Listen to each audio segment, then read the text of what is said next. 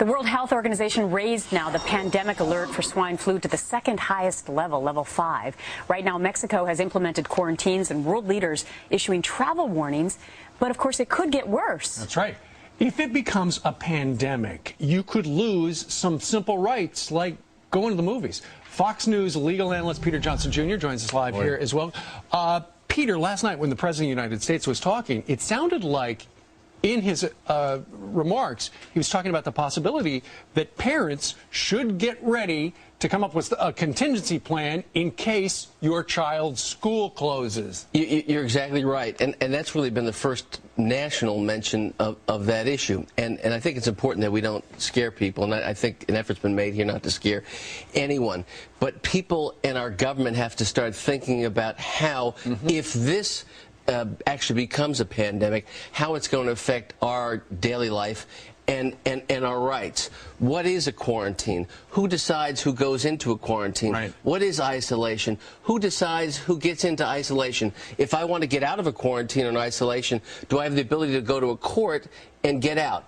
Will the government say to me, you must get a vaccination if one is developed? Right. If I don't get a vaccination, will I be quarantined? If I'm a healthcare provider, if I don't show up for work at a hospital, will I be jailed? Will I lose my license? We thought it was simple. Either you were going to get sick or you weren't going to get sick. It's not simple. And we as a society, the freest society in the world, have to think about the balancing between saving our lives if this pandemic comes true and the loss of liberty and the loss of rights as Americans. I think as Americans, in order to stay alive, in order to preserve our way of life, people are willing to give up and to make sacrifices. Sure. But at the same time, there needs to be an orderly discussion of what the rights are of the American people when this happens. Sure. And there's a lot of modeling that says it doesn't happen at all. Okay, so let's look at some of the examples. Sure. We're talking about closing schools, which I'm sure people would understand, closing the border to Mexico, stop us from gathering in public spaces. We mentioned movie theaters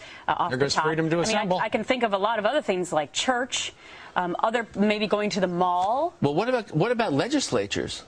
What about the U.S. Congress? What about courts of law? What about not impaneling juries because we don't want to have public assemblies? I spoke to about an hour last night to Dr. Mark Siegel, who's an expert on the flu, and he's written a book on it. In fact, he was on our show about it. Yeah, he's a contributor here at Fox News, and he pointed out to me, he said, listen, we can't be panicking at this time. We have examples, when you go back to the 1918 flu, and there was a second wave.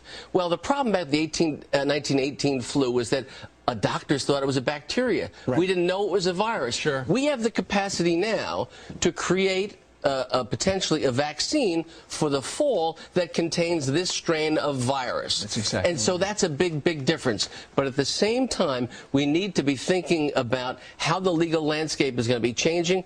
Our governors have to be looking at this. Our president has to be looking at this. Our state legislature has to be looking at this. And this is the time for the ACLU to act, not to detain Americans as war criminals, but to ensure that all Americans' rights are preserved. Excellent point. Very interesting points. I hadn't thought about all that stuff. Thanks, Peter. Unfortunately.